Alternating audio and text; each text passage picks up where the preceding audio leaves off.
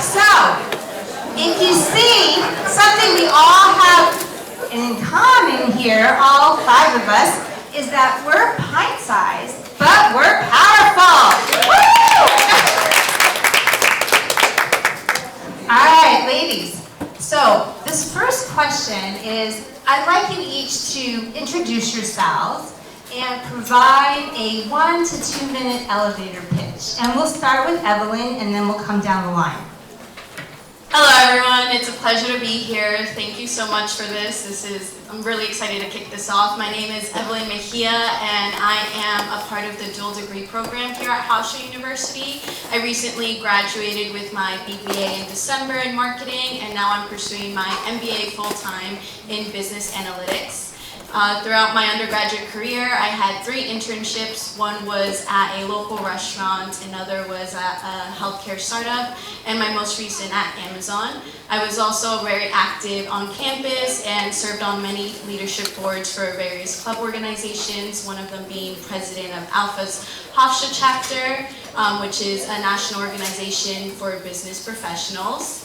And I decided to pursue my MBA in business analytics just because it really pushes me out of my comfort zone and also I feel like it complements my marketing background. And I'm just really always trying to push myself to be better professionally and personally. Thank you. Hi, my name is Victoria Myers. It's also a pleasure to be here. Hi, lovely to see you. I currently work as a digital sales planner at NBC Universal, where I manage their Peacock and Peacock AX digital media campaigns for a variety of different clients. And I graduated from Hofstra in May of 2022, where I received my MBA in marketing. And I also actually worked as a graduate assistant in the Office of Student Leadership and Engagement.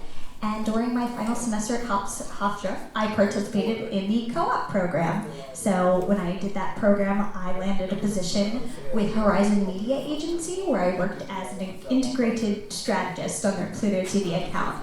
But prior to coming to Hofstra or pursuing digital advertising in general, I went to Catholic University where I studied musical theater, and I worked for 4 years as a musical theater performer for companies such as Disney Cruise Line, Disney World, and RWS Entertainment Group. So happy to keep learning and growing in all these different passions I have. That is so cool. We're going to talk. I have something. My brain is already moving.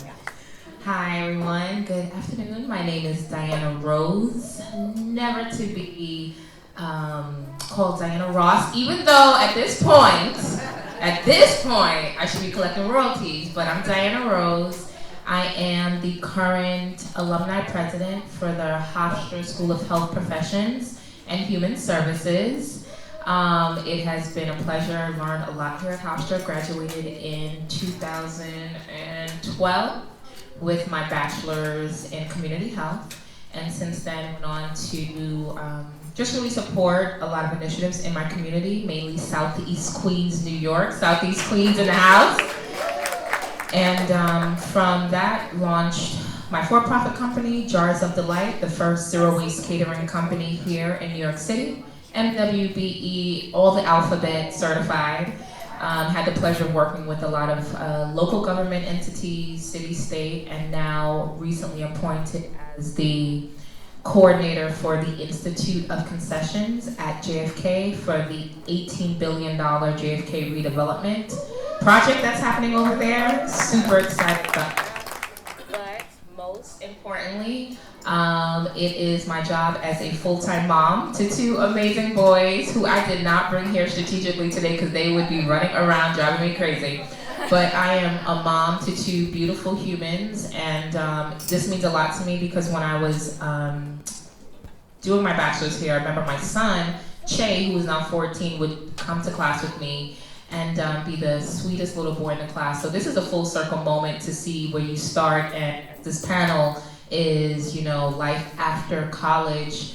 So much happens in our lives, so I guess we'll share a little bit more about the work that I've been doing in Southeast Queens, namely, and so that's what I've been doing after Hofstra. So had to follow a whole bunch of amazing women. My name is Sabine Franco. I am an attorney, Hofstra alum. I run a law firm for the past 10 years. I've graduated in Hofstra, from Hofstra Law School in 2011. Thank you. So much has happened since I've been at Hofstra. So like I said, I started my own practice. We focus on estate planning, helping protect properties, protect assets, and just help keep the generational wealth, going for families. I am also an author. I recently authored a book called You're Richer Than You Think, just educating the community, breaking down the concepts of trusts and wills and what all this, asset protection stuff means. My business has also become a Goldman Sachs 10,000 small business. Thank you. Also MWBE certified, also have the pleasure of being a mom and a wife and just figuring out how to continue to grow and build and have balance, after university and as life continues to grow. And I'm just an advocate for giving information and education. A lot of the stuff that I do tends to be confusing for people, so I love just breaking it down and making it plain for everyone and helping everyone to grow and protect themselves. Wonderful. Thank you. It's awesome to see this all Hofstra alumni panel. Woo! All right, so this next question is both for Evelyn and Victoria. Evelyn just graduated in May, and Victoria graduated a year ago. And I'd like you to describe your internships and jobs and tell us your story about how you landed them. Yeah, of course. So my first internship I actually didn't apply to. I created it just because. Let's go. Go, girl. So because of the pandemic, unfortunately, it was very difficult to navigate internships. So I kind of lost out on 2 years of internship opportunities. But I didn't let that stop me. So I transformed my previous waitress job into a marketing internship just because my boss didn't really have a set marketing strategy or plan, so there was really nothing to go off of. And I kind of just convinced him, was like, hey, can I just start a marketing plan, just try to get the business up and running, get more customers. And so the biggest project that I worked on was creating and managing a social media presence all by myself. It was a big learning process, but definitely worth it. And even though that did open up the door for many other internships afterwards, it certainly was not enough to just boost my resume. So I also leveraged my experiences in different club organizations, in projects that I led in all my classes, and also my previous waitress job. I know companies value soft skills, so I always made sure to showcase, my ability to take initiative, my creativity, collaboration skills, and things like that. But another big thing that I really did work on as well was practicing to interview, because me 3 years ago would have probably said no to this panel, would have never gotten an internship. So practice does make perfect, and I created a document with 50 interview questions and just was practicing with my friends, practicing with myself just to get better. So that's definitely the biggest tip, and also utilizing my resources here at Hofstra. For any Hofstra students in the audience, there's so many resources that Hofstra offers, from the Graduate Business Career Relations, the Career Center, the newly built Core Skills Lab. Those are all amazing resources, and I still go and visit Lauren at least once a month to kind of help me with my career, make decisions and things like that.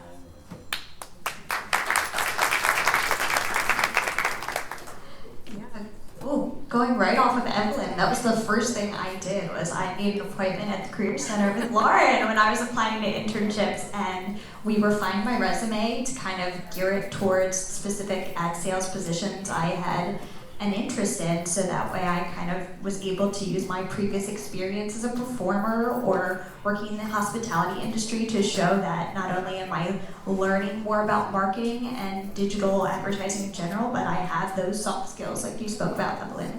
And then I also attended a Horizon information session, which was really impactful because I was able to take really diligent notes while the speakers were talking about the company's overall vision and the ways to apply for internship positions or entry-level positions, and they shared this email address to us, and I was able to send my resume and my LinkedIn profile to show that I had connected with some of those employees and highlighted some things that I really felt like I identified with the company's mission statement, and I landed the position, and I worked on the agency side for about 7 months.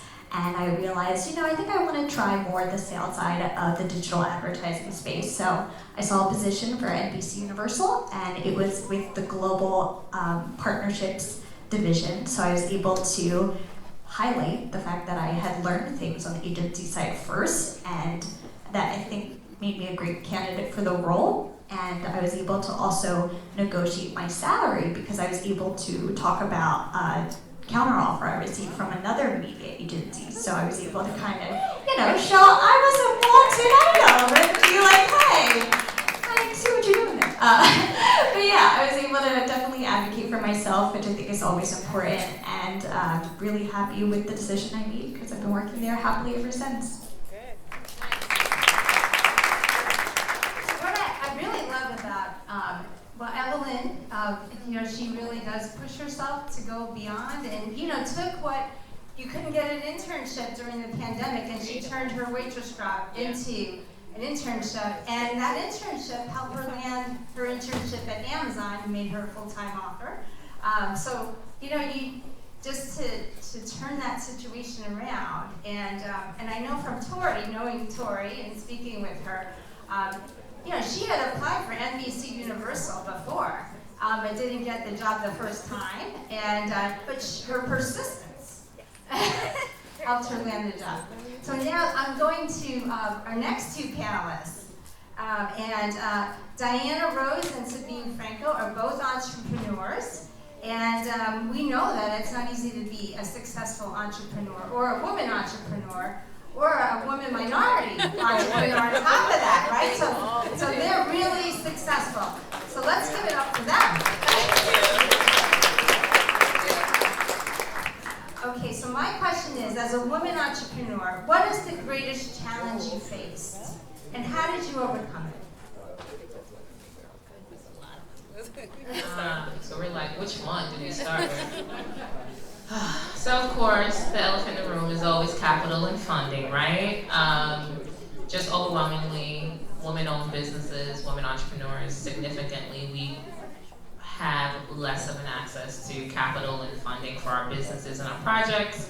So that's always the biggest thing, right? If we had the capital, we had the funding, then we can take over the world. But so I think that for me personally, it's always been the biggest obstacle that I've faced. And when you don't have capital to build the way you need to build in order to bring in the revenue that you need to show the banks and the CDFIs and everyone else that I have a viable business, it's kind of like a chicken and an egg type of thing. So funding is always very difficult. For me personally as a mom, that balance, which I've come to find out really doesn't exist. Some things really do take the back burner sometimes for the sake of another. So sometimes your business is flourishing and home is like burning down and you're like, oh my God, okay, we're gonna figure it out. And sometimes home is perfect and your business is just kind of falling through the cracks. So, but as women, we know how to shift, we know how to pivot, we know how to decide what takes precedent when. So, I think those two items have been really the hardest part of running a business, especially in New York City, for me personally. So it's capital and balancing home and business. Great answers, definitely. I agree with you. I will say one of the things that have highlighted for me over the time has been endurance. It's really difficult or challenging as an entrepreneur, and also all the layers of women of color, women, to stay the course. Really, there's so many things that come up for us. You know, entrepreneurship in itself, there's so many ups and downs, right? Especially as you're getting your business off the ground, you know, income or revenue is not consistent, and finding ways, you know, resources to make sure that you keep it going, especially when you know you have, you know, something good, something that's helping, you know, others and that's serving a purpose. So finding resources such as self-care, mental health, mentorship, those type of things help you keep going and help you to grow, because you realize that you're not in it by yourself. One of the things that I thought when I was, you know, starting my business is that, man, like there's so many challenges, there's so many ups and downs.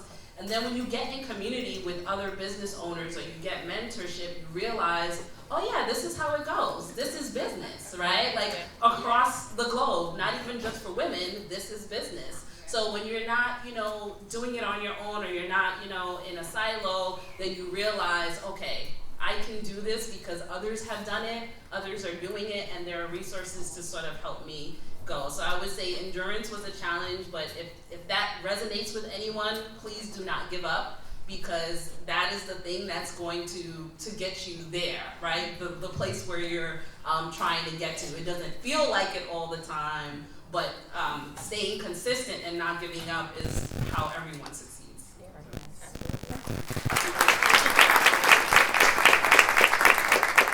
But just listening to their stories, I mean, it's all about self-belief, right? Not giving up and persevering. So all of you have modeled that. And because it's not easy, whether it's looking for a job or it's running your own business, all of it, there's challenges, there's ups and downs, but stay the course. Yes. And so the role of mentorship, we've been talking a lot about that today, has been pivotal and continues to be pivotal to the advancement of women. And what experience do you have in either being a mentor or a mentee? I think mentorship is really, really important, especially when you're starting off your business. I like to call it my kitchen cabinet. And as you start, you really do think that you're doing this by yourself. You think that no one else is going through the woes, and you know, you just really feel alone when you do. As you said, when you speak to your mentors, you realize like, oh, you didn't know what you were doing at the beginning either. Okay, so you feel less alone in that way. But my mentors have been integral. I remember one of my first mentors encouraged me to become MWBE certified. And if you've ever applied to be MWBE certified, then you know it is not the most straightforward, easy, right, Kamisha, right? It's not. It is not the most straightforward, easiest application to fill out, and you just start saying to yourself, forget this. This is for the birds.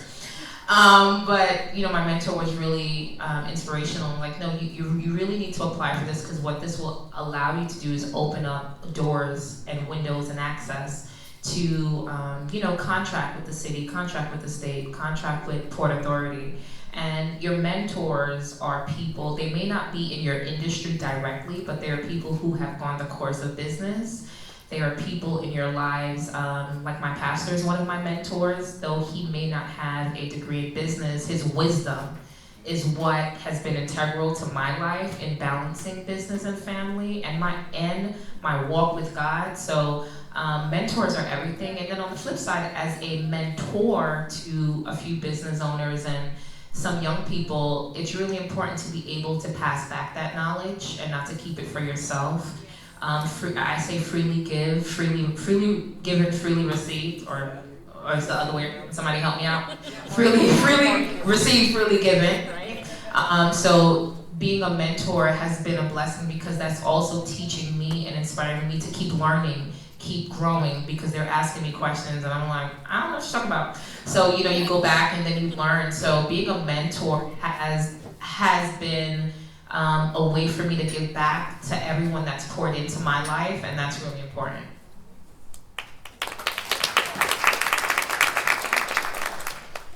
Yeah, so I know I'm currently actually in a mentorship program at NBC, which I applied for. So I've been able to meet with my mentor and ask her questions about her position as a director of product management for YouTube. So it's been great to learn about a different side of the business, because I don't ever like to pigeonhole myself into one thing. Obviously, done couple different careers at this point, but I definitely want to continue to learn about other aspects of the business, and so it's been great to learn a little bit about what she does, and I'm excited to continue to grow and develop more skills along the lines of what product management entails. So, yeah.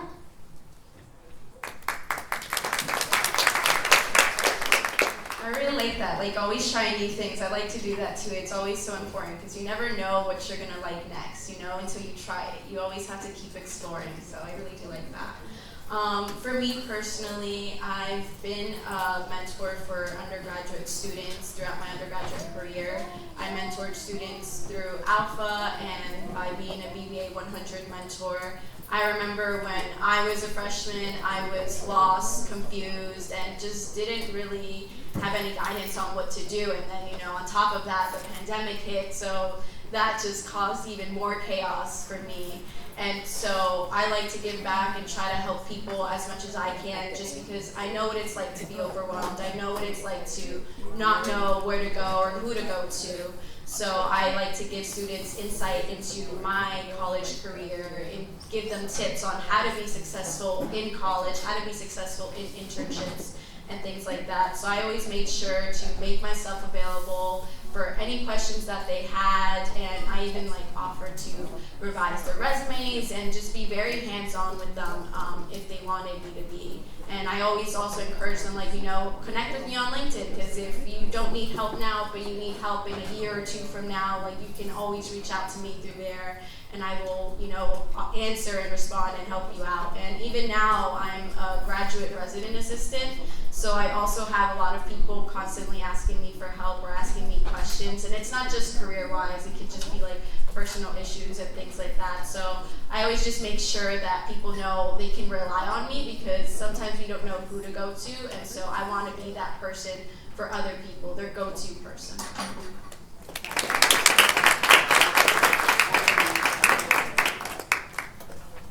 Okay, so for me, it took me a long time to really seek out mentorship.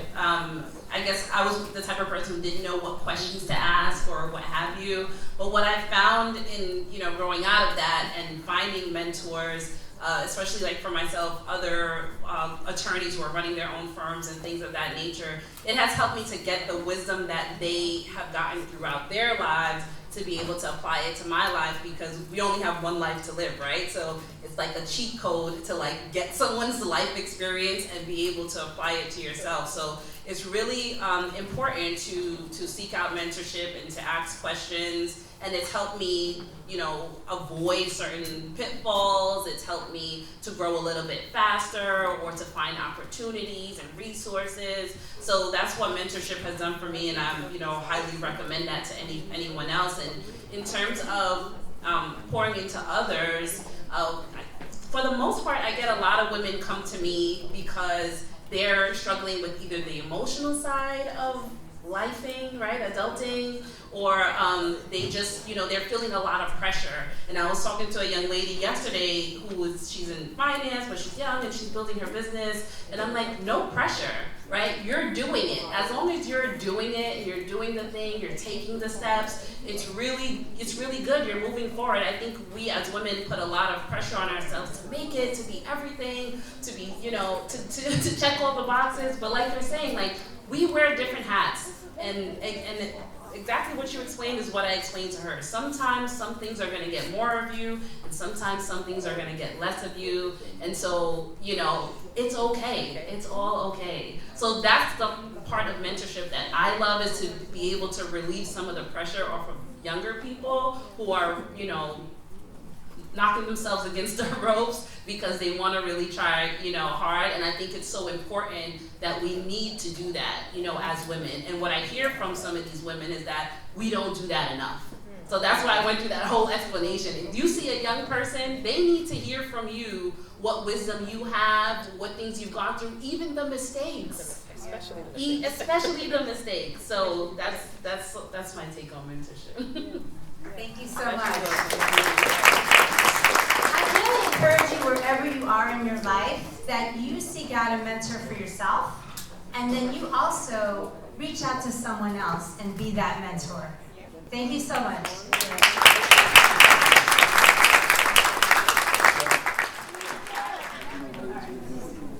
Okay, since I have 1 minute, I'll just say something. Okay, Dr. Sylvia talked about knowing your purpose, all right? So I'm a career coach, and I would like you to think about finding your career sweet spot, okay? And that involves 3 things, okay? Knowing yourself, what are you good at? That's the first thing. So I'd love you to brainstorm what you're good at.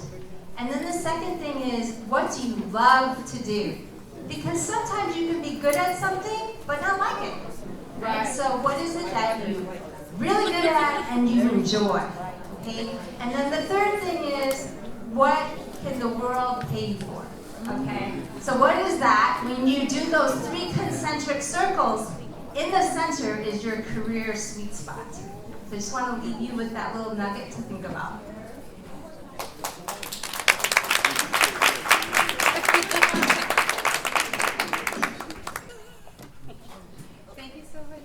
Thank you.